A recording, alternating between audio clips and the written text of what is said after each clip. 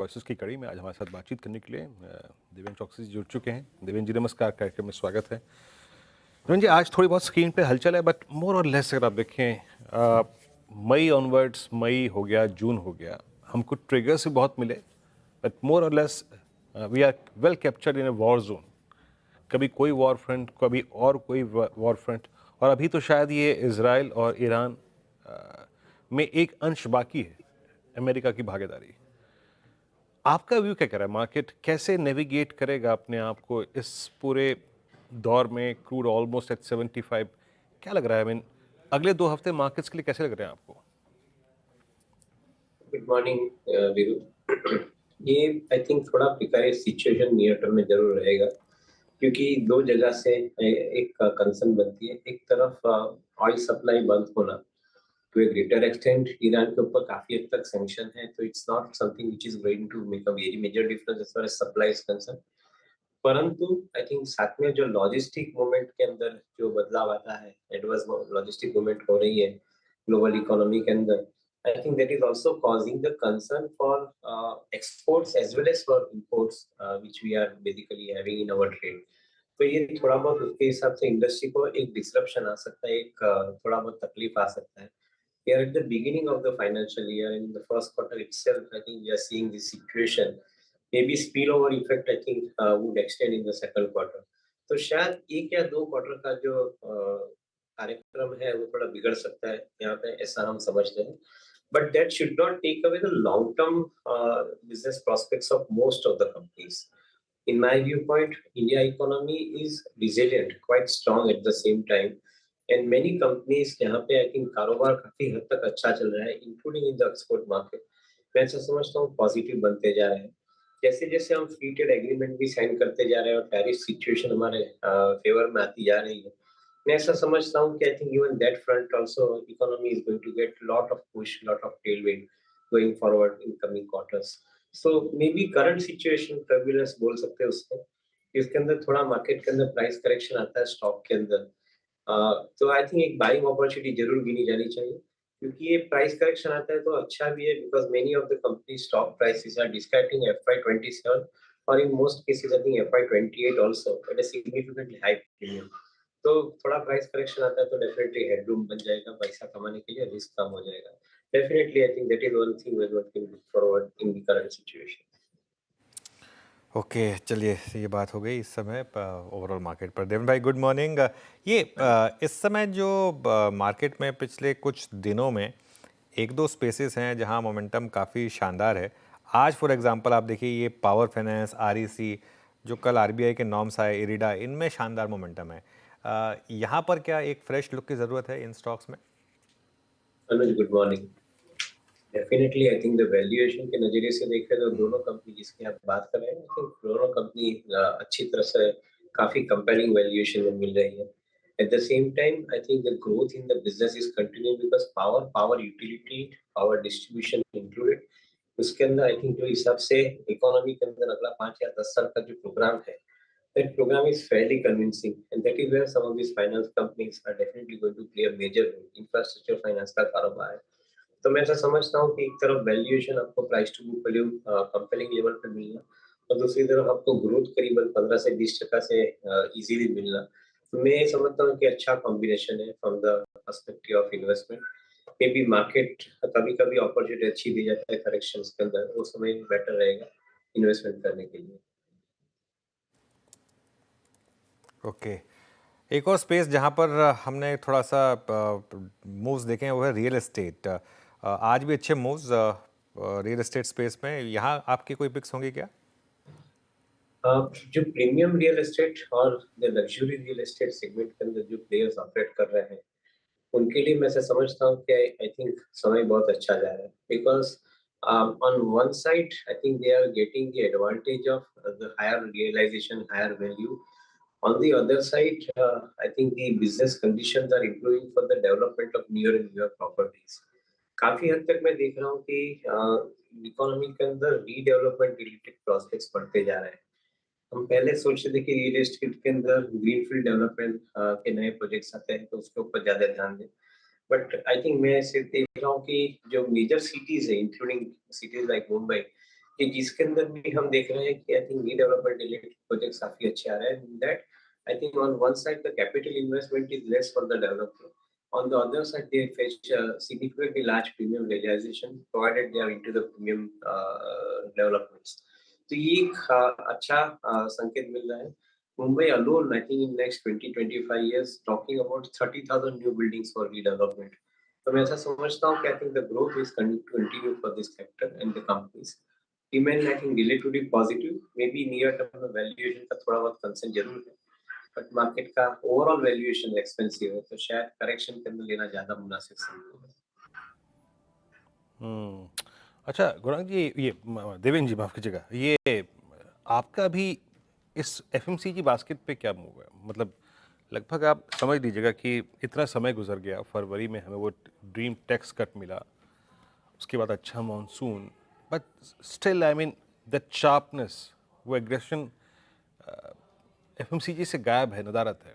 आपका टेक क्या है एफएमसीजी पे, कैसे ट्रीट कर रहे हैं आपको? और कुछ अगर इंडिविजुअल स्किप्स जहाँ पे आप काफ़ी कंस्ट्रक्टिव हों इस प्राइस पे, वो क्या होंगे? एक टिपिकल कैरेक्टरिस्टिक्स देखने जा रहे हैं. पहले I think volume led growth मिल जाता था एफएमसीजी कंपनी को. आज की तारीख के अंदर after the quick commerce has come and with the smaller packages I think going into the market, volume led growth नहीं मिल रहा है, टर्नओवर ज्यादा मिल रहा है, बट वॉल्यूम लेड ग्रोथ नहीं मिल रहा है. So to a greater extent I think we believe that I think ये जो फिलहाल है उसके हिसाब से एफएमसीजी के जो नंबर्स है वॉल्यूम के, वो शायद आपको म्यूटेड दिखेंगे. But overall I think one will have to learn to accept this kind of a reality and at the same time the business should be reviewed along with the economy growth. अगर economy का growth 6.5-7% के बीच में आता है और some of the FMCG companies they end up growing in double digit. तो मैं ऐसा समझता हूँ कि I think they are probably I think justified from that particular point of view as far as their growth is concerned. एक advantage दूसरा ये साल में एटलीस्ट शुरू के बिगिनिंग के अंदर फाइनेंशियल ईयर चालू होते में दिख रहा था कि because of the lower inflation I think some of this companies will have better margin in the current financial year. Unfortunately, imported inflation has once again raised its nose. ये जो war conflict के हिसाब से, तो शायद आई think ये चीज के ऊपर थोड़ा बहुत वेट करना पड़े, but overall we remain positive. Maybe the valuation wise again they are adequately price, so शायद कोई प्राइस करेक्शन होता है, that will be a better opportunity for many of the FMCG companies. And you are right, I think the spending is increasing largely because of more money in the hands of consumer due to tax saving etc. तो ये थोड़ा advantage जरूर मिलेगा FMCG company को. हम्म.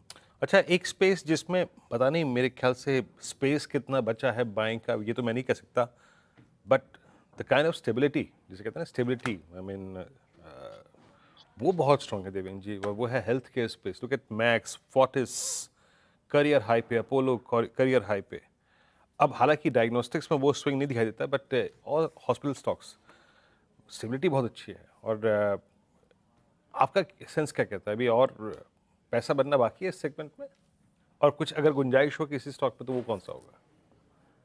सी, एक तरफ I think opportunity अच्छी है because health care is one sector के जहाँ पे अगले समय के अंदर भी आई थिंक काफी बड़ा इन्वेस्टमेंट आ रहा है. And at the same time insurance companies are also tweaking the premium norms for the health care sector as a whole. तो थोड़ा मोमेंटम बिल्टअप अच्छा रहेगा, उसका कोई सवाल नहीं लगता है. At the same time most of the companies are putting more money in building new hospital beds. So that is again I think for the hospital companies I think this is a good sign क्योंकि I think नई capacity बढ़ते जा रही है. But everything is in price today. मेरा ऐसा मानना है कि आप FY27 FY28 की ग्रोथ अर्निंग्स भी पकड़ के चलते हैं तो भी most of the listed players are showing everything in price. Unless market के अंदर प्राइस का कोई मेजर मेजर एडवांटेज मिलता नहीं है तब तक तो आई थिंक आपको इमीडिएटली बाय करके लंबा वेटिंग करना पड़ेगा. But otherwise I think one remains confident about it. एक चीज का जो ओवरहैंग है या कंसर्न है, वो कंसर्न ये है कि गवर्नमेंट में probably I think start regulating the pricing structure because I think the healthcare for all is a mission. तो ये शायद थोड़ा बहुत प्रीमियम वैल्यूएशन के बीच में आ सकता है, तो थोड़ा कंसर्न उसके ऊपर ज्यादा रखना चाहिए. मीनवाइल निफ्टी को देखिए जनाब, नया कारोबारी हफ्ता मतलब वीकली कॉन्ट्रैक्ट फ्लाइंग हाई 24937, लगभग 0.58% ऊपर. और जो दिग्गज हैं वो अपना पूरा प्रभाव दिखाते हुए, लुक एट रिलायंस, एक बार रिलायंस दिखाइए. इंडेक्स को एक बड़ा माइलेज प्रोवाइड किया है रिलायंस ने. और ये देखिए इट्स 1449, करीब करीब 1% ऊपर रिलायंस आके ट्रेड करता हुआ। तो बहुत सारी बास्केट से बात की मैंने देवेंद्र जी से अभी तक। एक स्पेस जो कि हालिया मूव के बाद बड़ा अट्रैक्ट कर रहा है, मतलब अपने स्विंग से, वो है देवेंद्र जी ऑटो स्पेस। एमएनएम में बहुत दिनों बाद लीडरशिप जैसा वो जो उसके पास टाइटल था वो दिखाई दे रहा है हाथ में। Maruti is doing well, close to I think 13,000। अभी यहाँ पे आप लोग कुछ चेस कर रहे हैं क्या ऑटो बास्केट में? See, with lot of money available in the hands of consumer because of the tax saving, तो ये साल में I think it would be highly surprising if auto companies don't report higher growth numbers. मैं ऐसा समझता हूँ कि जैसे मॉनसून के बाद जब फेस्टिव सीजन स्टार्ट होती है, वो फेस्टिव सीजन से पहले इंडिकेशन मिलना स्टार्ट हो जाएगा about the higher growth numbers coming from most of the auto companies because the aspiration levels are still there and they are going to be increasing for possessing the newer models. So I would be relatively more confident about it. हाँ, एक चीज के ऊपर cautious भी रहेंगे कि जो rare earth का मैग्नेट का जो प्रॉब्लम है वो अगर लंबा चलता है तो शायद थोड़ा बहुत डिमांड पोस्टपोन हो सकता है because I think many of the companies will not in a position to supply the models which are basically in demand. तो शायद ये एक चीज के ऊपर कंसर्न रहेगा but that would be buy opportunity. मैं ऐसा समझता हूँ कि मार्केट में से कोई कारण से करेक्शन आता है तो some of the leading companies they provide you excellent buy opportunities क्योंकि overall long term growth program it remains absolutely convincing. We would be keeping an eye on buying some of the commercial vehicle companies along with I think the bigger companies like Tata Motors कि जो demerge हो रहा है ये साल के अंदर तो एक अच्छी अपॉर्चुनिटी गिनी जानी चाहिए पैसेंजर व्हीकल और कमर्शियल व्हीकल सेगमेंट के अंदर। ओके देवेंद्र जी, बहुत बहुत शुक्रिया आज हमारे साथ जुड़ने के लिए। और हमारे गेस्ट हमारे दर्शक कहेंगे आप रोज़ आइए, आप आए चैनल पर और मार्केट देखिए किस तरीके से बहुत दिनों के बाद देवेंद्र भाई इस तरीके का मूव देख रहा हूँ मैं मार्केट में। आज 170 पॉइंट निफ्टी ऊपर आ गया है अब, और देखिए किस तरीके से। हाँ वीरू, देवेंद्र जी को सोमवार को ही बुला लेते हैं, एक काम करते हैं, हाँ 25,000 पार हो जाएगा। सोमवार को दोबारा बुला लेते हैं एक, क्योंकि एक और ऐसा सेशन मिल जाए तो फिर वो हमारी फिर वो नैया पार हो जाएगी। फिर देखिए क्या मोमेंटम आया लेकिन मार्केट में। चलिए देवेंद्र भाई बहुत बहुत शुक्रिया। मार्केट